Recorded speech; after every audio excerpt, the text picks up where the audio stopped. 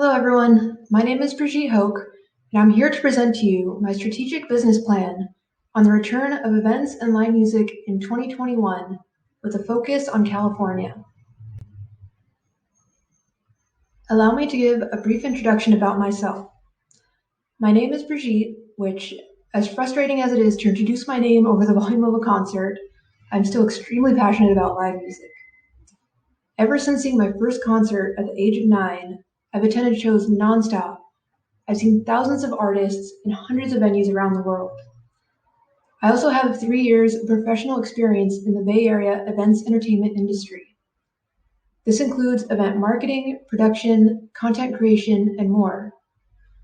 I'm excited to share with you my plan for the future of live music. So let's get to it. First, I'd like to go over COVID-19's effect on the music industry. Ever since indoor spaces were shut down in mid-March of 2020, the effects have been devastating. Before this, live music events were at an all-time high with sold-out worldwide tours and shows every night of the week at venues of all sizes. The shutdown of 2020 caused an estimated $9.7 billion loss to the music industry directly and a total of $30 billion full economic loss when other factors such as transportation, merch sales, concessions, and unreported events are included. Millions of people lost their jobs as there were no longer shows to book, promote, or staff. Venues, production companies, and artists were all left with confusion and fear as to when they would be able to book and host shows again. They couldn't even bring in revenue for future ticket sales because there were no answers as to when it would be safe and allowed. Simply put, it was chaos. Before I dive any further, I want to take a second to talk about why we need live music. As I mentioned previously, the live music industry provides millions of jobs. Think about the last show you went to. You most likely interacted with 1 to 4 staff and security before even getting inside the door. You might have gone to coat check and got a drink at the bar. You see stagehands setting up between sets. Those 10 to 30 staff you saw with your own eyes does not even begin to include the numerous people working behind the scenes. Booking agents, venue and event marketers, ticket promoters, and even janitors are essential to your overall experience. Secondly, and most apparent, is the entertainment factor. People need stimulus and excitement in their lives, and Netflix can only get you so far. People head to venues any night of the week to see their favorite artists, but sometimes for the sole purpose of just having something to do. Another factor is the connection that is only experienced at live events. I'd like you to take a moment to close your eyes and think of a show that you went to. Remember the singing and dancing all around you, the smiles and cheers, the artist speaking to the crowd saying, "I'm so happy to be here with you tonight, San Francisco." Whether you were in a crowd of 50 or 50,000, you felt like you were a part of something. And finally, as wild as it sounds, concerts have been scientifically proven to help you live longer. Attending a concert every 2 weeks for just 20 minutes increases your feeling of well-being, which is suggested to increase your lifespan by up to 9 years. What more motivation do you need?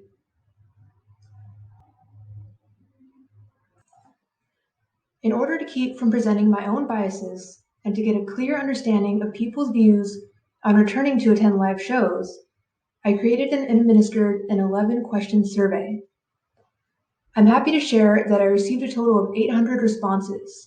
These responses were collected by posting in various music and concert focus groups on Facebook, Reddit, and Discord, along with being shared by San Francisco venue Bottom of the Hill.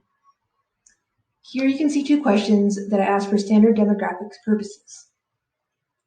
The rest of this project is based on the most accurate data that was available from reputable sources as of May 4th, 2021. I've attempted to give the best insight I can without having the ability to access up-to-date ticketing or sales data from venues and promoters over the last year. The big question on everyone's mind is, but is it safe to attend events around other people yet? Before I get into that, I want to go over the current vaccination and COVID case data. As of May 4th, 2021, California is 40.8% fully vaccinated and 19.2% partially vaccinated. The United States is at 32% fully vaccinated and 44.5% partially vaccinated. These two charts here show the daily cases since January of 2020. Both show a massive downward trend in cases that began once vaccines started rolling out in January. These are expected to continue moving downward as the population is rapidly vaccinated.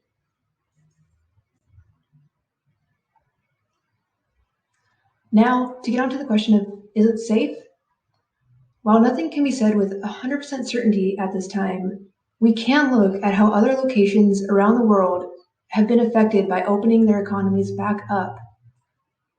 One place worth looking at is Israel, which is fully open and back to business as usual, with masks only being required indoors.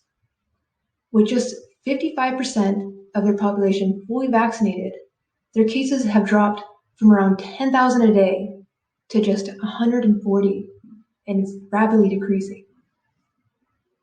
The next example I'd like to provide is Florida. When you think of Florida, your first instinct might be to go, oh no, they haven't taken this seriously at all. But they've been in phase 3 since September 2020, allowing bars and nightclubs to operate at full capacity with limited social distancing protocols. While this reopening happened 5 months before vaccines began to roll out, their case rate has actually remained relatively close to that of California's. These two examples give a positive outlook that California, which is currently around a 41% vaccination rate, will be able to safely hold live events in person.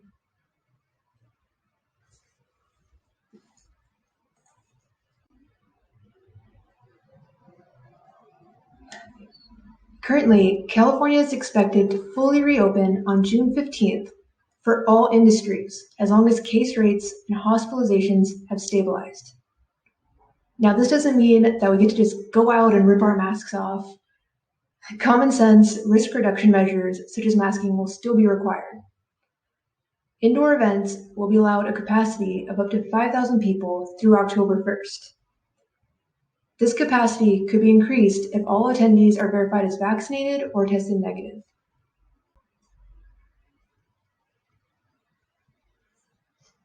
There are a few different options for entry requirements.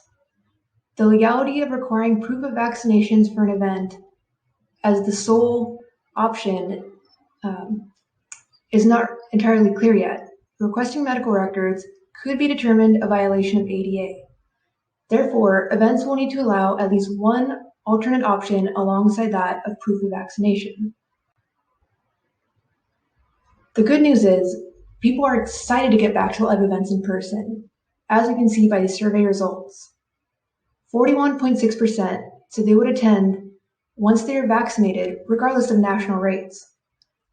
34.9% said they would attend once they are vaccinated and the majority of the population is vaccinated.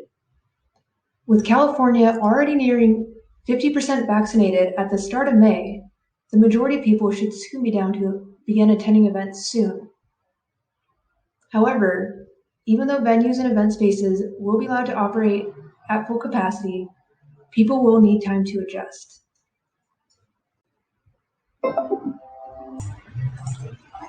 Here you can see the current options for entry requirements. First off is full vaccination. Full vaccination can be proven with an official card or a vaccine passport if and when those are rolled out. The following are currently accepted as full vaccinations: 2 shots for Pfizer and Moderna, 1 shot for Johnson & Johnson. Negative test results can be provided in lieu of vaccination as long as the test has occurred within the last 72 hours. Another option is rapid testing, which is done through a nasal swab, which returns results in approximately 10 minutes. The accuracy of this is approximately 60 to 90%. The cost of rapid testing is approximately $10 to $100 per person, with a lower cost based on massive bulk ordering. So for example, if you're throwing an event with 50 people, you're going to be looking at closer to the $100 per person range. But if you're buying for an entire stadium, that's going to be $10 because you're buying thousands. However, this is not the only cost, as rapid testing requires additional staff fully decked out in PPE, personal protective equipment, to administer the tests, along with staff to supervise those awaiting results to ensure that they don't enter the event before they're cleared to do so. The final and most popular method is temperature check. This is done with an infrared temperature gun that measures skin temperature. A person must be below 100.4 degrees Fahrenheit to be considered safe to enter. This method can miss more than 50% of infected. The cost ranges from approximately $10 to $150 per gun or wall-mounted unit. While temperature checks are not the most accurate method, it is the most widely used and accepted method across most industries, including Disneyland. Rapid testing also has issues with accuracy, along with being more costly and requiring additional safety measures and intrusiveness to attendees. Events will be best off by requiring proof of vaccination or a negative test within 72 hours, along with the alternative for temperature checks while following safety guidelines.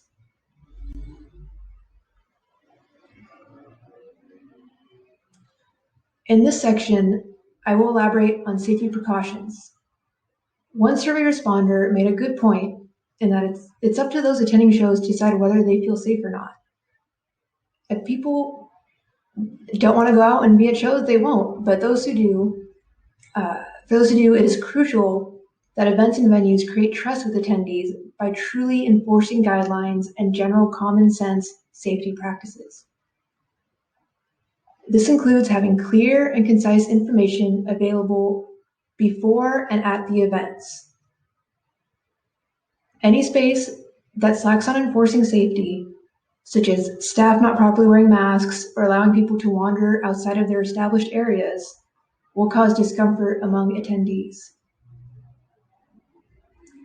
Due to the fear surrounding returning to shared spaces, not only will it prevent in-person attendees from feeling comfortable returning, but they'll feel obligated to make it known to others when a space is not upholding safety precautions.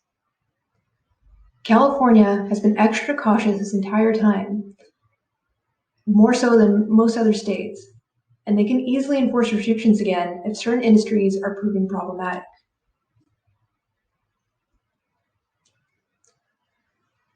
It's been a terrifying and confusing year for all. Even though people are excited to get back to events, it's going to take time for them to feel safe within crowds, even if they themselves are fully vaccinated. Events will need to hold precautions in place until at least October, when government says new guidelines should be announced. Here we can see which precautions people stated they will need to feel safe attending a live event. Masks and proof of vaccination are the two largest precautions. Coming in third with 50% was outdoors. While summer approaches and the weather will be nicer for outdoor events, this shouldn't deter indoor venues. And I'll be getting into those details in just a moment.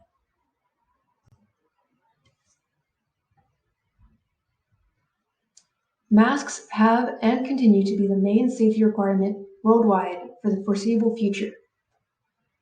As seen in the previous slide, this was the top safety requirement chosen by survey responders. Venues will need to be clear before and at the show that they require masks upon entry, as well as during the event when attendees are not taking a drink within a safely designated space. This will need to be enforced with additional staff and security watching the attendees. Anyone who refuses to keep their mask on or is told repeatedly should be removed from the show. By enforcing this rule, events and venues will show that they value safety and make attendees feel comfortable to return to future events. For indoor venues, air filtration systems are necessary. They bring additional safety for attendees, staff, and artists. And if a venue sells or serves food or drink, it is mandatory to have one appropriately sized air filtration system per room, unless there's an operational HVAC system in place. Air filtration also brings the added bonus of helping to cool the room, which any concert goer knows is a welcome release once the dancing starts. Even when venues are allowed to throw non-distance events, distancing measures should be placed and enforced until at least October, when new guidelines will be released. These will allow attendees and artists to feel safe and get used to being around groups of strangers again. One survey responder said, "Some people would pay extra for separated dance space. This shows that separated pod areas would be beneficial." Another says that spaces need to be larger to give people more room and ventilation, and fans can be more pervasive or spread out. I will elaborate on these two quotes with examples in the next slide.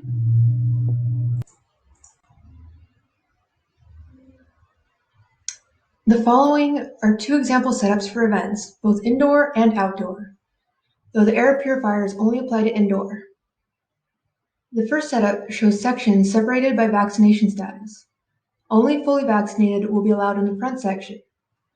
The general admission section is for those who enter by an alternative method, such as temperature check or negative COVID status, but will also be accessible to vaccinated attendees who simply don't wish to be so close to the stage. The areas should allow attendees to self-space out. The second setup shows a pod's distancing. Each pod will be sold only as a group package, allowing one group per pod. Each pod must be distanced by a minimum of 6 feet. If events wish for food and drinks to be consumed within the pods, at indoor events, which they should in order to increase revenue, they will need to follow proper distancing measures set in place within their city. For example, in San Francisco for indoor events, this is separated by 12 feet. The pod areas can be separated with barriers, metal, plastic, or even temporary rope. Taping the floor into sections would be cheapest, but it is not recommended, as it would allow attendees to easily drift out of their areas. Nobody wants uninvited guests invading their space. Here's an example setup showing proper distancing measures for seated events or venues, such as arenas and stadiums. Ticketing systems must be set up to require bookings be made for groups as a whole, as bookings will be distanced 2 to 3 seats from another booking. This means one person can't buy a single ticket that would allow them to sit next to their friend who bought their ticket separately. No seatings will be directly behind another booking. Following these layouts will not only create the safest environment, but people enjoy not being jam-packed next to each other during this time.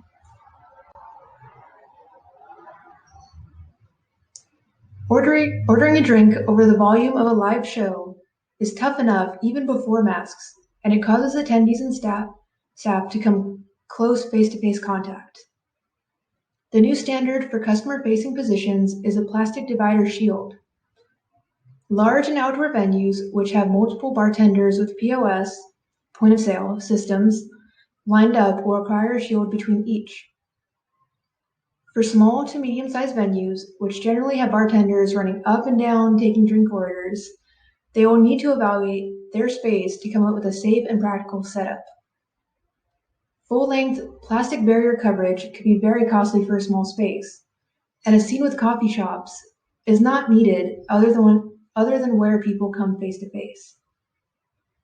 One option is to set up a line with retractable belt barriers. While getting in line seems odd at a bar, we all have to adapt. Another option is to set up 2, 1 on each end, or 3, 1 on each end plus the middle, spots with POS systems, which will allow people to space out more while they order.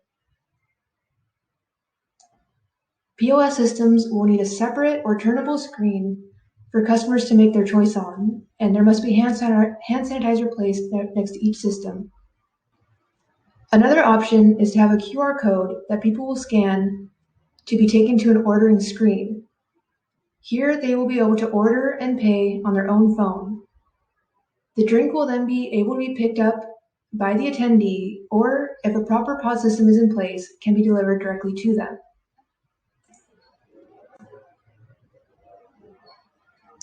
Staffing events will be an entirely new struggle for the industry, as is currently being seen with the restaurant industry. Those who work in the music industry are often lifers. They love it and they want to stay in it as long as they possibly can. However, many people have left their cities to live in cheaper areas or move back home during the pandemic. Another issue is that unemployment benefits, along with a $300 a week boost, which is active until September 2021 in California, make it enticing for people to avoid returning to work when they can just sit at home.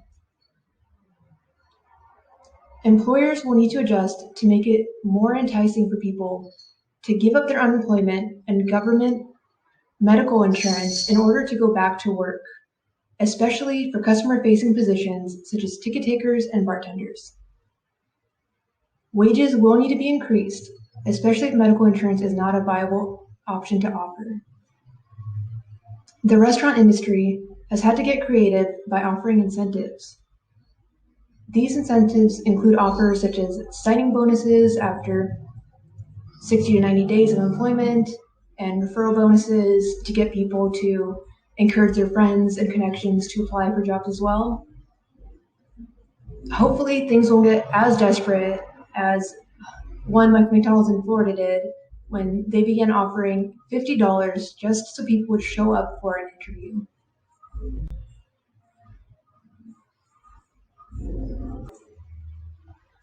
Over the next few months to a year, there should be a focus on almost solely booking local artists.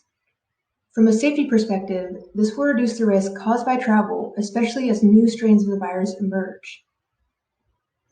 This also saves money, as there will be no added booking costs associated to travel and hotels. The pandemic has shown how massively supportive people are of community and artists. As we transition into this new norm, we have the opportunity to continue this support. While saving money on booking is great for the budget, it also puts less pressure on the transition into in-person events. Venues and staff will feel more comfortable hosting at limited capacity, and attendees will get a feeling of supporting their community. Outdoor events are still considered the safest option. Since the pandemic began, cities have been more lenient with outdoor event permitting. For example, San Francisco normally charges $455 to $470 per permit, but it is currently free. The fee-free permitting makes it possible, even for smaller venues, to take advantage of outdoor events as we head into warmer weather. Many venues have already been taking advantage of maximizing space and capacity through use of dual screens. The artist plays in front of one screen, while another screen, either behind or perpendicular to the main screen, streams the artist towards the viewing area.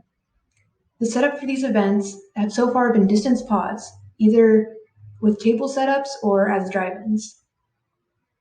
These events often live stream as well, which I'll be getting more into in the next section. Live streaming has been the main source of entertainment this year. It grew 99% year over year by April 2020, which was just the beginning of the pandemic. The overall market projection for live streaming was $223.98 billion by 2028. While music is only a portion of this industry, streaming live music should not be dismissed.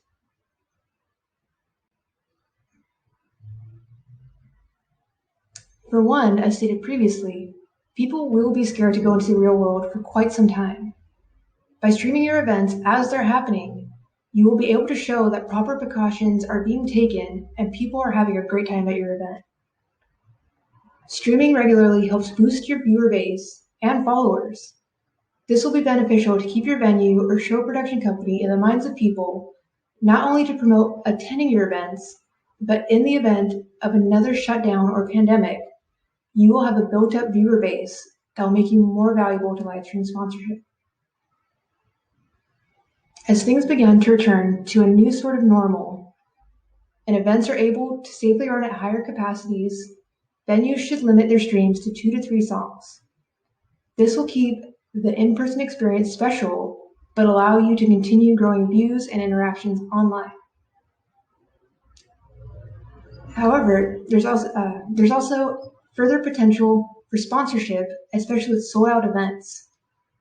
If tickets are unobtainable, then people will be excited to pop into your live stream to be able to catch just a portion of your show, which you could stream with a sponsored logo. The last year has been confusing for all. There are no 100% certain answers, and things change every single day. While it is hoped that once herd immunity is reached and things return to will go into a new normal, scientists believe that additional pandemics could hit again in the near future. It is necessary for the live music industry to be prepared for this through live streaming, as well as having alternatives such as temporary outdoor event setups in place. And that's it. I want to say thank you so much for allowing me to share this presentation with you. I am personally so excited to get back to live events as long as proper safety precautions are in place. There's nothing like going to live shows. It can't be replaced, and I know that it's going to bounce back. Just want to say, if you'd like to connect with me, you can email me at brigitte.c.hoke@gmail.com. You can also connect with me or see my resume on LinkedIn, which I bit.ly there, so bit.ly/b-hoke. Thank you so much, and can't wait to see you all at a show.